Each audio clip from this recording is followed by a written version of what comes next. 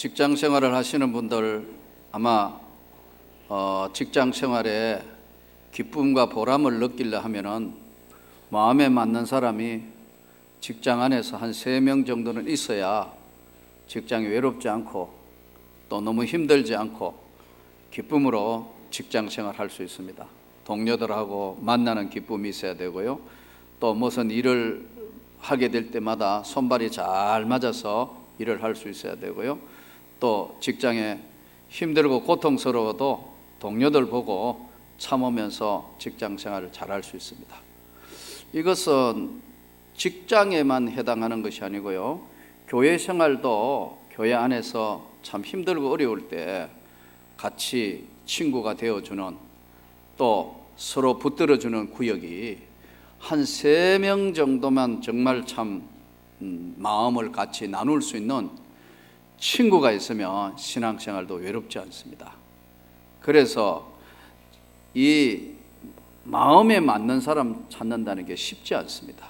아마 기간에도 여러분 여러 기간이 우리 있지만 이 기간 안에도 3사람만 마음이 딱 맞으면 그 기간은 아주 원활하게 돌아갈 겁니다. 예. 이 마음에 맞는 사람 한 3사람만 딱 마음이 딱 맞아가지고 일을 하면 어떤 일이든 척척 진행할 수 있는 것이 교회 일이고 세상의 직장 일이고 또 집안에도 그렇습니다. 집안에도 여러 사람들이 많은 집안에도 같은 동서들끼리 또는 형제들끼리 마음이 딱 맞는 몇 명만 있으면 어떤 집안 일들도 다 해낼 수가 있어요.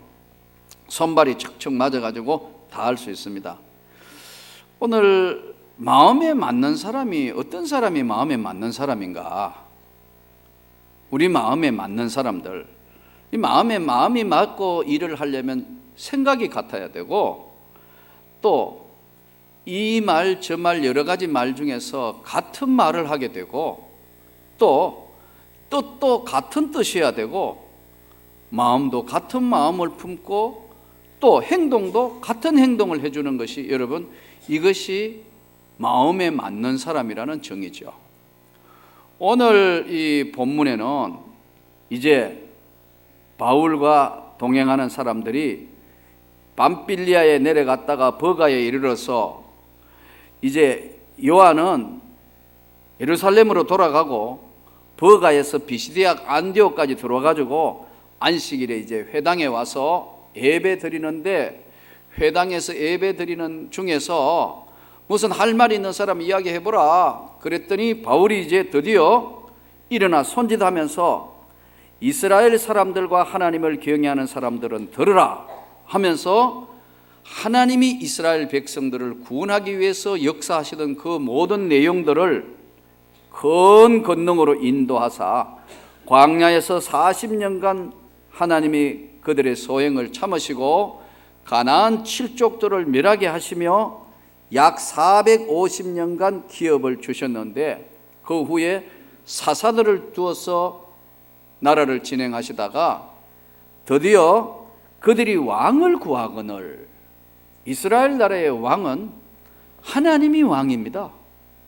그런데 인간 왕을 자꾸 구하니까 사울을 왕으로 세웠다가 하나님이 베냐민 지파 사람 기스의 아들 사울을 40년간 왕으로 주셨다가 패하시고 다윗을 왕으로 세우시고 정언하여 이르시되 내가 이새의 아들 다윗을 만나니 내 마음에 맞는 사람이라 내 뜻을 다 이루리라 하시더니 하나님이 약속하신 대로 이 사람의 후손에서 이스라엘을 위하여 구주를 세우셨으니 곧 예수라. 하나님이 다윗이라는 사람을 세워가지고 그 다윗의 후손으로 예수가 왔다는 이야기를 지금 바울 사도가 오늘 하나님 말씀을 통하여 증언을 하는 겁니다. 그러면 예수님이 오신 온 인류를 구원하러 오신 예수가 누구의 후손으로 왔느냐 하니까 다윗의 후손으로 왔는데 이 다윗을 성경에 보니까 하나님의 마음에 맞는 사람이다 이렇게 표현을 했어요. 하나님의 마음에 맞는 사람.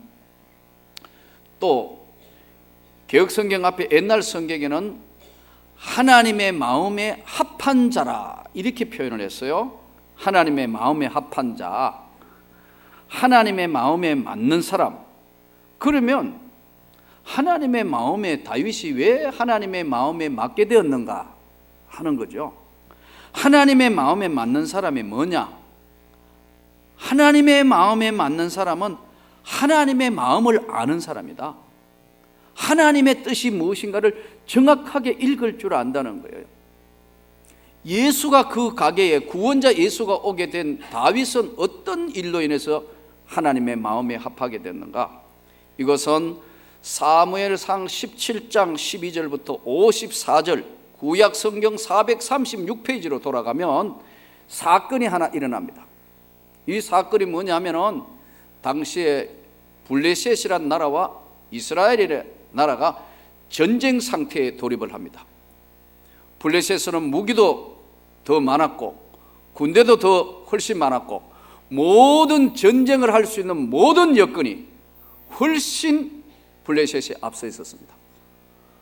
이제 전쟁이 벌어지니까 할 수 없이 이스라엘에도 징집령을 내리게 됩니다. 사울이 왕일 때요. 징집령을 내리니까 그때나 지금이나 전쟁이 벌어지면 전쟁 동원령을 내리죠. 우리도 오늘날 지금 북한이 호시탐탐 막 요즘 공갈 협박하니까 만일에 전시 상황이 벌어지면은 예비군 중에서 동원 예비군이 즉시 현역으로 편입되어서 동원에 가는 동원 예비군이 있어요. 그 다음에 지역을 지키는 지역 일반 우리 예비군이 있어요. 그 다음에 민방위 역할을 하는 사람이 있어요. 나이 더 많으면 민방위도 안 넣어줘요. 예. 넣어주면 잘할 것 같은데 제가 볼 때는 우리 같은 사람 다 군대 생활을 제대로 했기 때문에 여기 아마 월남전 갔다 오시는 우리 여기 장로님들 이런 분들은 아마 총 들고 전투 경험도 있고 하니까 대단할 텐데 미안하지만 안 넣어줘요. 민방위예요. 전부 나이 든 사람들은. 특수한 사람들 외에는요. 이거하고 똑같이 전시동원령을 내렸어요. 그래서 이 다윗의 집안의 아버지가 이세인데 이세의 아들이 8명이나 아들이 8명인데 징집된 아들이 3명이었어요. 맏아들 엘리야, 둘째 아비나답, 세 번째 삼마. 이 3명이 징집을 당해가지고 이제 전투하러 블레셋하고 전투 지금 진을 치고 있는데 가게 된 거예요. 그러니까 아버지 이세의 입장에서는 어때요? 아들이 지금 전쟁에 나갔는데 이게 죽었는지 다치지는 않았는지 궁금하잖아요. 또 옛날 전투에는 항상 여러분 군인이 동원되면 반드시 뭐가 따릅니까? 지원하는 군수품이 따라야 될 거 아니에요. 활을 쏘아야 된다, 칼을 써야 된다, 칼도 부러졌다, 창이 부러졌다, 전부 교체해주고 또 싸움을 할 수 있도록 먹고 잠자는 일이 이게 보통 일이 아니죠. 그러잖아요. 예. 이게 전투가 벌어지면 이 전투를 지원할 수 있는 군수품이 이게 그때나 지금이나 가장 큰 문제로 이제 작용을 하는 거죠. 더더군다나 옛날 전쟁이니까 여러분 이거 뭐 거의 구식 전쟁은 칼로 창으로 하는 화살로 하는 싸움이니까요. 그래 이제 궁금하니까 전시 동원령이 내렸으니까 이제 이 당시에는 먹을 것도 충분하지 않으니까 군인들이 배를 굶을 수도 있고 여러 가지 어떤 것 때문에 이세 아버지 입장에는 도저히 궁금하니까 양치기 하는 8째 아들 다윗을 불러서 얘 이리 와. 너 형들 어떻게 됐는가 갔다 와. 그래서 형들한테 그냥 가면 빈손으로 가면 안 되니까 굶고 있는지 전쟁인지 모르니까 떡덩어리 10개 치즈 덩어리 10개를 가지고 천부장한테 가서 좀 주고 중요하게 형들이 다치지는 않았느냐 죽었는 거 아니냐 확인해보고 와. 그래서 양치기 하는 막내 꼬맹이 다윗이 이제 떡덩어리 10덩어리 하고 치즈 10덩어리를 가지고 이제 전쟁터에 오게 되는 겁니다. 오니까 형들이 반기겠어요? 너 왜 왔어 너? 지금 전쟁판에 집에 있지? 아빠가 보내가지고 왔어요. 빨리 가. 여기 전쟁터에 왜 왔단 말이냐. 이러는데 다윗이 보니까 양쪽 측면에 40일째 지금 서로 진을 쳐놓고 지금 대기 상태인데, 저 블레셋에서 웬 거인 하나가 나와서, 성경에 나오는 골리앗이라는 거인이 나와, 야, 나하고 한번 싸워볼 사람 없어? 이스라엘은 전 비급자밖에 없어. 누구든지 한번 나와봐. 나하고 1대1로 한번 싸워보자. 그러니까 다 겁을 먹어가지고 두려워하고 도망하려 하는지라. 이스라엘 군인들은 사기가 바닥을 친 거예요. 그러니 어떻게? 키가 골리앗, 크다는 것이 지금 골리앗 타워, 골리앗 기계라 그러지 않습니까? 골리앗이 성경에 나오는 거 보면은요, 키가요 거의 2m 40이 넘어요. 거인이잖아. 거기다가 창자루와 갑옷 투구, 어마어마한 괴력과 힘을 가진 이 장수를 이스라엘 백성들은 소리 지르니까, 벼락 같은 소리를 지르니까 다 겁먹어가지고 두려워하고 도망갈 연구만 하고 있다. 그러니까 형들이 넌 왜 왔어? 빨리 가지. 이렇게 된 거예요. 이때 사울 왕은 마지막 이제 방법이 없으니까요, 이제 전략을 적으로 한 가지 이야기를 합니다. 만일에 저 골리앗을 싸워서 이길 자가 나오면 재물을 원 없이 주겠다. 두 번째, 나의 사위, 왕의 사위니까 부마 아니에요. 부마로 삼겠다. 그리고 세금을 면제해 준다. 누가 저를 처단하거나 싸울 사람이 없느냐? 아무도 나갈 사람이 없다. 상대가 안 되니까. 너무나 큰 장수고. 근데 다윗이 떡덩어리 가지러 와가 소리 지르는 골리앗을 보면서, 사실은 하나님을 모독하는 저게 어떤 건데 저렇게 하는데 가만히 있냐? 저걸 그냥 내가 나가서 처단하겠다. 아무도 안 하는데 떡덩어리하고 치즈 가져온 군인도 아닌 것이 양치게 하는 게 와가 이야기하니까, 형들이 뭐라고 이야기하냐면, 너는 교만해서 그런 소리 하는데 빨리 돌아가라. 계속 소리 지르니까 군인들 중에 몇 사람이 사울 왕에게, 소년 하나가 지금 골리앗과 싸우려고 한다는 이야기를 지원자가 나오는데 어떡할까요? 사울 왕 입장에는 너무나 좋은 기회가 왔으니까 누군가 한번 보자라. 이 소년이 왔다 이 말이에요. 상대는 장군이고 장수인데 이 싸움 상대가 안 되는데 묻습니다. 싸울 수 있냐? 싸워보겠다고. 저게 뭔데 하나님을 모독하는 거? 저거는 이스라엘의 하나님의 이름으로 내가 한번 처단해 보겠습니다. 그래? 그럼 내 칼을 주고 내 갑옷을 입어봐. 사울 왕이 키가 사람 뭐가나 크다고 성경은 말씀하니까, 체격에 맞지도 않고 무거우니까 안 맞으니까 다윗이 이거 안 맞습니다. 난 평상복으로 그냥 싸우러 가겠습니다. 그래서 막대기 하나 들고, 여러분 평소 때 그렇게 이야기하지 않습니까? 내가 아버지 집에 양을 칠 때 양을 잡으러 온 곰과 사자도 내가 물리친 적, 나 그냥 가서 하겠습니다. 그래서 사울 왕이 마지 못해서 허락을 합니다. 여러분, 싸움에 이기겠다고 허락했겠어요? 거의 기대를 하지 않았을 겁니다. 어쩌면 사울 왕의 전략적인 생각으로는 다윗이 처참하게 죽으면 그 적개심을 느껴서 혹시라도 전쟁의 새로운 양상으로 변했을까 하고 보냈을지도 모르겠어요. 제가 볼 때는. 다윗이 나갔습니다. 골리앗이 웃지 않습니까? 너가 나를 개로 알고 막대기를 들고 왔냐? 지금 너 많은 놈이야. 이때 다윗이 그러지 않습니까? 나는 만군의 여호와의 하나님의 이름으로 오늘 너를 처단한다. 그러면서 물맷돌을 돌리잖아요. 물맷돌.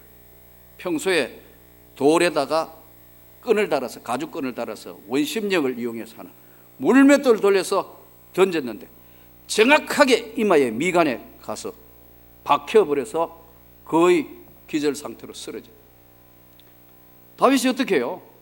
죽이긴 죽여야 되는데 칼도 없잖아요. 자기한테는 골리앗 칼을 뽑아가지고 죽여서 처단을 하는 겁니다. 그러자 이스라엘 백성들이 전혀 상상할 수 없는 일이 일어나니까 와 하면서 전부 더 이래가 블레셋이 거의 괴멸 정도로 다 도망을 가는 사건이 사무엘하 17장에 있던 이야기들을 제가 여러분들에게 지금 전설 따라 동화책처럼 이야기를 한 겁니다. 다 아는 건데 쉽게 지금 이것을 여러분 성경을 통해서 읽고 묵상해서 여러분에게 지금 아주 쉽게 설명을 했습니다. 어떻게 됐겠어요? 뒤집혀지는 역사가 일어났다. 이 사건을 통해서 하나님께서 오늘 말씀을 통해서 다윗이 내 마음에 합한 자라는 게 뭐예요? 용기가 없다. 아무도 두려워하고 도망갈 연구하는데 성령의 감동함으로 하나님의 말씀을 지키겠다는 하나님의 절대 중심으로 살겠다는 다윗의 그 중심을 보시고 내 마음에 딱 합한 자다. 저는 여러분들이 하나님의 마음에 합한 신앙생활을 할 수 있기를 바랍니다. 내 생각, 내 마음, 내 고집으로 하는 것이 아니고 하나님의 마음에 합한 자가 되었다는 거예요. 내 마음에 맞는 자라 내가 그를 왕으로 세웠고 그의 후사로 이 땅에 구원자 예수 그리스도가 온다는 거예요.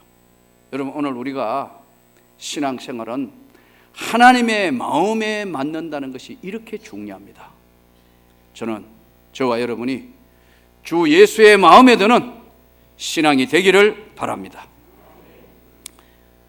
그러면 왜 대부분 오늘 우리가 그 당시에 군인들도 알았고 모두가 알지만 왜 하나님의 마음에 드는 맞는 신앙생활을 못하는가? 현실을 보니까 두렵다. 이길 수 없을 것 같다. 도저히 현실적으로는 이게 불가능한 것처럼 보이는 상태지만 다윗은 만군의 여호와 하나님의 이름으로 그를 처단하게 되는 겁니다. 그는 현실에 보이는 것이나 상황이 아니고 자신을 하나님 앞에 던져서 하나님이 어떻게 해 주실 것인가 하는 것을 믿고 있다는 거예요. 우린 대부분 보면 신앙생활 하면서 대부분 감정 조절에 잘 실패하는 경우들이 많습니다. 이 감정 조절은 내 의견, 내 마음, 내 뜻대로 하려다가 보니까 하나님의 마음에 맞는 것보다는 내 마음에 맞기를 원해서 하는 경우들이 너무 많다는 데 문제가 있습니다. 오늘 주의 말씀을 들으면서 철저하게 하나님 말씀 앞에 순종할 수 있기를 바랍니다. 세계적으로 유명한 스티브 잡스, 그는 애플사 그야말로 참 대단한 혁명을 일으킬 만큼 많은 사람들에게 정말 알려진 사람입니다. 그런데 애플사를 그렇게 크게 하고 잘했던 스티브 잡스는 그 생각에 거의 이분법에 갇혀 있다 그래요. 그는 생각하기를 자기 직원들을 천재 아니면 바보 딱 두 개로 나누어 생각하는 거예요. 저 내하고 대화할 수 있는 천재, 전 바보. 그래서 대단한 인물인데도 불구하고 스티브 잡스를 좋아하는 사람은 별로 없어. 그러니까 자기가 만든 회사에 자기가 나왔어야 돼요. 여러분 혹시 우리 가운데 이런 사람이 없습니까? 이분법 사고하게 되면요, 즉 아니면 네 편, 너의 편 아니면 내 편으로 딱 이분을 등분을 해서 삶을 사는 거예요. 가정에도 자식들도 딱 2등분해가 생각하는 거예요.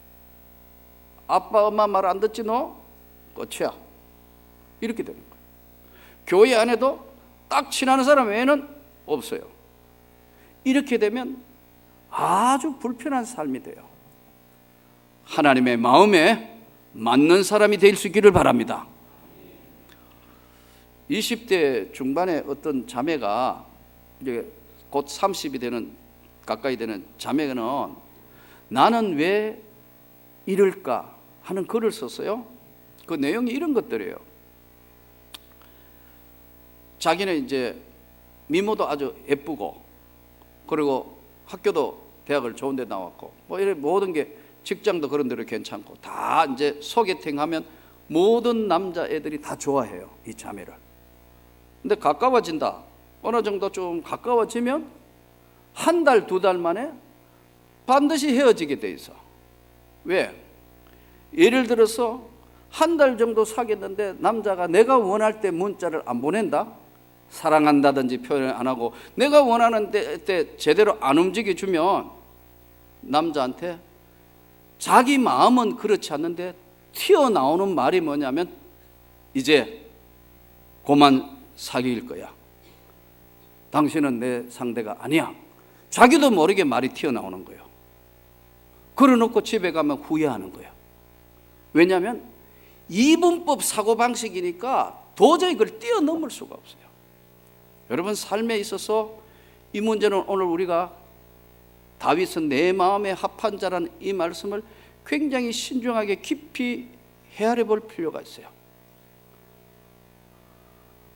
바람둥이 아들은 곧 바람둥이가 되나? 아버지가 계속 바람 피우는 사람이 아들은 결혼해가 바람 피우는 것이 정상인가? 그 바람 피우는 건 유전되는 것인가? 알코올 중독자의 아버지의 아들이 꼭 알코올 중독자가 되냐? 어머니가 계속 얻어맞으면서 사는 것 본 아들도 아내를 때리며 사는 것인가? 또 사치허영, 계속 사치허영하는 부모의 자식도 사치허영이 유전되는 것인가? 제일 오늘 바람둥이 남편은 바람둥이의 부모를 가지고 있는 것인가, 유전됐는가? 결론부터 이야기하면요, 유전되는 것은 없습니다. 자기도 모를 때, 어릴 때 부모가 계속 바람 피우는 거 보면 각인이 되어버린다. 각인, 새겨져 버린다는 거죠. 저는 가끔 한 번씩, 우리 교인 중에는 그런 분이 없는데 외부에서 한 번씩 상담을 듣습니다. 그저께도 누가 와서 상담을 해요. 누구라고 밝힐 수가 없기 때문에 상담을 하는데 남편이 계속 멀쩡하게 교회 다닌대요.